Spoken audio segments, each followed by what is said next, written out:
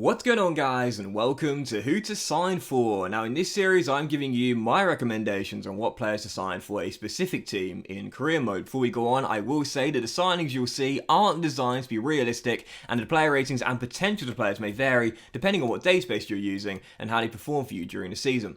Obviously you don't have to follow all the tips. This is really just a set of guidelines to give you a hand if you're stuck for ideas and want some suggestions on what players you can sign for a certain club. This is mainly aimed at those you out there who may be new to the game or just need a little bit of advice, or for those you out there who want a few recommendations on what players to sign for a team that you may be using in career mode this year. So in today's episode of Who to Sign For, guys, I'm really excited for these guys. It is Borussia Dortmund. Now, if you are looking for a team with a great history of producing and developing young talent, but a team that are often considered the bridesmaid and not the bride in German football, I mean, is there a better choice than these guys? Yes, the 4.5-star Borussia Dortmund, who start off with a budget of around £60 million, but have one of the finest squads in the European leagues in FIFA Career Mode. Now, their objectives in the first season are very generous as well. The Champions League is the toughest objective of the lot. You're asked to reach the semi-final. In this year, Dortmund failed to get out of the group. That's the toughest objective of the three. But in the DFB Pokal, reach the semis. No reason you can't do that in your first season and finish in the top four. Let's be honest here, if you fail to do that, then the season has been a failure. Because this is a really good team. It's a 4.5-star team. It's not 5-star just yet. But what you'll find is that it will probably become 5-star over the course of the very first season. The reason being is quite simple. Yes, there are a couple of aging players in this team, such as the veteran Marcel Schmelzer and Mats Hummels returning as well. But ultimately, as you'll notice, this is a really, really young team. Yet this is such a fun team to do a FIFA career mode with. There is an abundance of young talent, and whilst they might have lost Jadon Sancho, they've got plenty other youngsters in this team to develop for the future as well. So as I run you through the squad here again, it is a 4.5-star team. There is some really good quality in the team as well. You know, there are some really good star players here, and of course none better than Erling Haaland, the Norwegian striker. As we know, Haaland has agreed to join Manchester City for next season, but there's no future transfer agreed in the game. So if you'd like to do so, you can sell Haaland for the realism. Otherwise, if you're not fussed about that, then keep him. This guy's 88 overall in his early 20s. Trust me, he's not one you want to let go of at all. The one thing which is interesting with Dortmund, and the one thing I recommend as well, is you'll see there's a free players that deals come the end of the year. There's only one player I give a contract to, that's Dan Axel Zagadou, the young French centre-half. 22 years old, 77 overall, definitely worth keeping as he grows 5 ratings to 82 overall. He's a really good squad centre-half to have in the first season, but I would let Witsel and the veteran Marcel Schmelzer go. I know he's been there for over a decade, but definitely sell him. Also sell Hitz as well. You've got 2 goalkeepers right now that are just as good, if not better. I'd sell him too. And Nico Schultz as well, who I think a lot of Dortmund fans believe he's a bit out of his depth and not really fitting in with the Dortmund play style in this team. But one thing I would do is change the position of Rafael Guerreiro. Now, what you'll notice is that Guerreiro is playing left back in this Borussia Dortmund team. We sell Schmelzer the vet here to Fenerbahce, the one club man going to Turkey, and Witsel goes to the Red Devils as well. Guerreiro is playing left back, and he is a left back by trade. What you'll notice is with his stats and his work rate as well, high-low, high attacking, low defensive, he's much better suited further forward. Yeah, I would definitely recommend changing Guerreiro's position from left back to left mid. Now, he's 27 years old, so it will take him about half a year to become a left mid, but believe me when I tell you, it'd be far better going forward than as a natural left back in this team. So I would definitely recommend doing that as soon as you take over at the Signal Iduna Park. But for new signings with Dortmund, with a starting budget of 60 mil, you do need to look for good value for money deals with Dortmund to stretch your pennies, and there's not really any better value for money deals in FIFA Career Mode this year than this guy. Yeah, it's Mazraoui, the Moroccan fullback of Ajax. You can get him for under £30 million because his deal is up coming the end of the year. He's an 82 rated right back and just 23 years old. Straight away though, I'd put him on the defensive wide back development plan, because like Guerreiro, it'd probably be better going forward in this team, but because he's younger than Rafael by 4 years, he's got plenty of of time to improve those defensive stats no end. I'd replace Thomas Meunier in the first team with Mazraoui. He's 3 ratings higher, 6 years younger, and he's got 86 potential as well. With Dortmund, again, 60 mil is not a lot to work with in modern football, so I would definitely recommend looking for good value for money deals. Mazraoui is probably the best in this year's FIFA Career Mode for what you'd consider a really top player. Yeah, 82 overall, but gross 4 ratings, just 23 as well. Bring him in. We spent just 28 million to get him. That's an absolute bargain. So we did decide to sell Meunier to Juventus for £15 million. And you'll see I was a bit here for Nico Schultz as well from West Ham. We're going to sell him for 5 mil. Jude Bellingham, will be happy to see the back of him. But yeah, 5 million sale for Nico Schultz. So it also hits as well the veteran Swiss goalkeeper. Like I mentioned, you got 2 other goalkeepers who are better and slightly younger as well. There's no need to have 3 goalkeepers that are as high rated as these guys here. Marvin Hitz is 78 rated and 33 years old.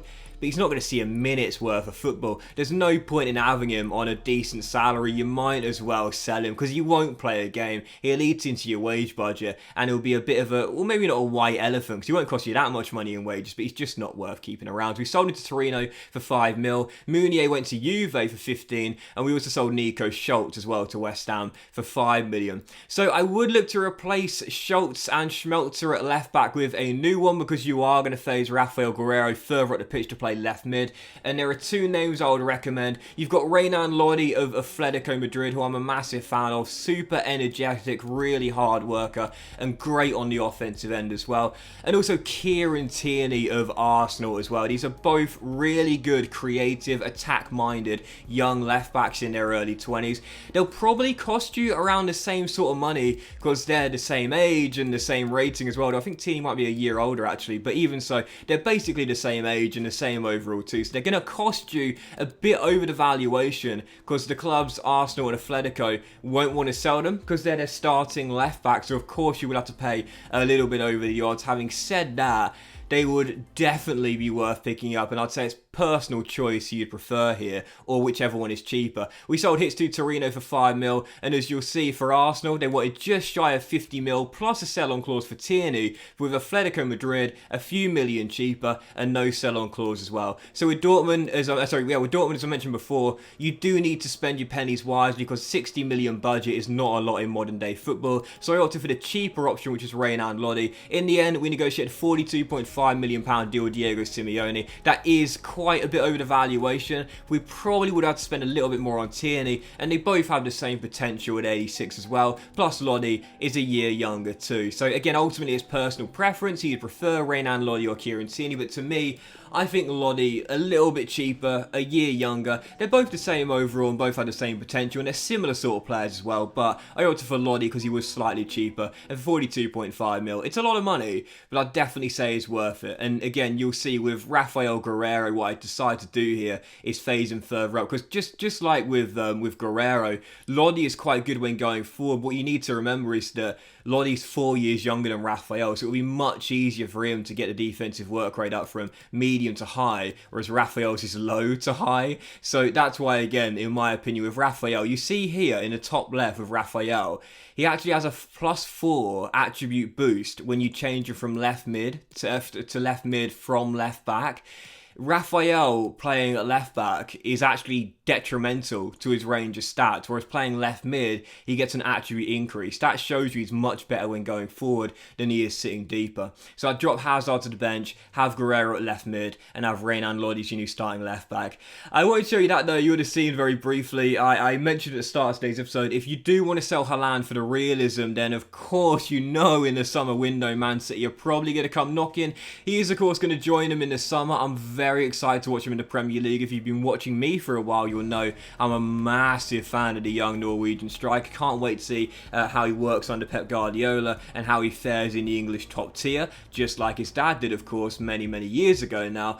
But I did decide to reject a bid from Man City. You can get like around 170 to 200 mil for Haaland in the game. So if you want to sell him, replace him with a star striker, you go right ahead. But personally speaking, as there is no future transfer in the game, I'd keep him, in my opinion.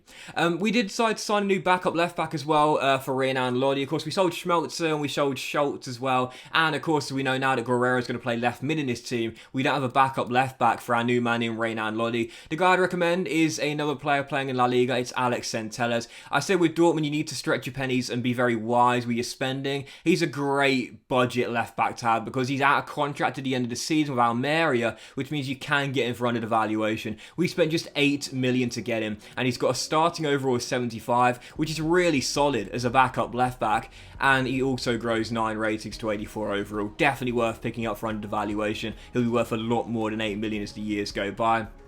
And one of the final signings I made with Borussia Dortmund is one of my favourite players in this year and last year's FIFA Career Mode. You'll know all about this guy, and if you don't, I recommend going to YouTube right now and watching highlights of the guy play. It is the English winger currently playing in the Dutch leagues for PSV Eindhoven, Noni Majuk. I believe formerly on the books of Spurs, but now playing for PSV Eindhoven in the Eredivisie. This is a stunning young talent. He's just 19 years old, but already starts off 77 overall. You can get him for around 25 to 30 million pounds. And because Dortmund are just so good at developing young talent, and we've seen they've just lost Jadon Sancho, there's your replacement, Noni Majuk. Yep, inside forward on the right with a left foot. Really great finisher of the ball with fabulous dribbling, agility, balance, and he's rapid as well. Yeah, as an inside forward on the right in this team, he'd be absolutely sublime. I'll get the attacking work rate up from medium to high. That's my first order of business when you sign Noni Majuk. But again, this guy's going to be a star in world football in your Borussia Dortmund team for the years to go by. So the final signing I made with Dortmund was a new third choice goalkeeper. Again, we sold hits because we didn't need them, and we don't need a third choice goalkeeper because goalkeepers don't get injured in FIFA Career. But if you want one for the realism and also want to grow quietly in the background that eventually will come onto your bench or possibly give you competition for the starting goalkeeper role of Borussia Dortmund, this guy's a really good option. He's going to join RB Leipzig in 2024. It's already been arranged. However, in the game, that future transfer has not been agreed. So you can get him for just over £3 million.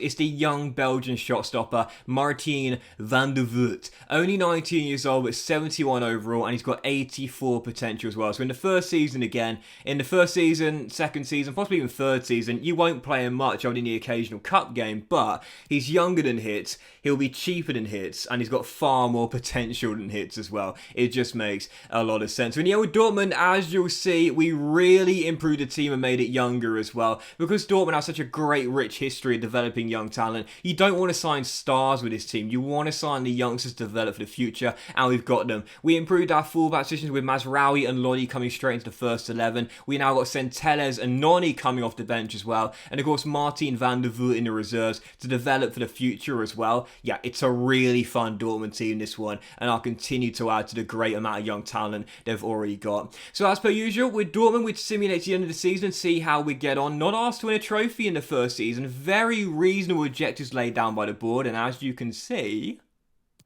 well, there was a cup final in the end with Borussia Dortmund against Wolfsburg, which unfortunately we lost on penalties. Yes, we were a penalty kick away from being champions of the DFB Pokal in our first season. Unfortunately, did indeed lose to Wolfsburg on the spot kicks. But as you'll see, in the Bundesliga, we had a comfortable third place finish, 1 point behind RB Leipzig, and we were a whopping 17 behind Bayern Munich. But let's just be honest here, in the very first season, Bayern are going to win the title. Yep, it's basically set in stone. Their team is head and shoulders above everyone else in the Bundesliga right now. In the very first season, don't even think about trying to topple Bayern Munich's dominance. It's not going to happen. It's a long-term project with Borussia Dortmund. It will take you 2 or 3 years before you can start winning Bundesliga titles and beating Bayern Munich. Don't worry too much about it. If you can finish in the top 4, that's all you need to do. Keep yourself in the Champions League, that's all you need to do. And you'll see for our Champions League campaign this year, we did make it through the group, unlike in real life, by topping it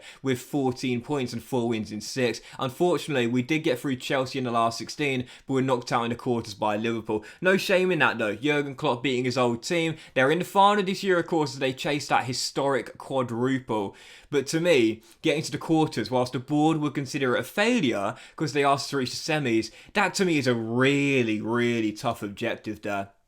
This Borussia Dortmund side is a 4.5-star team, and the teams that go the furthest in the Champions League are most likely to be the 5 stars, your Real Madrids, your Bayerns, your Liverpools, your Man Cities, etc, etc, etc.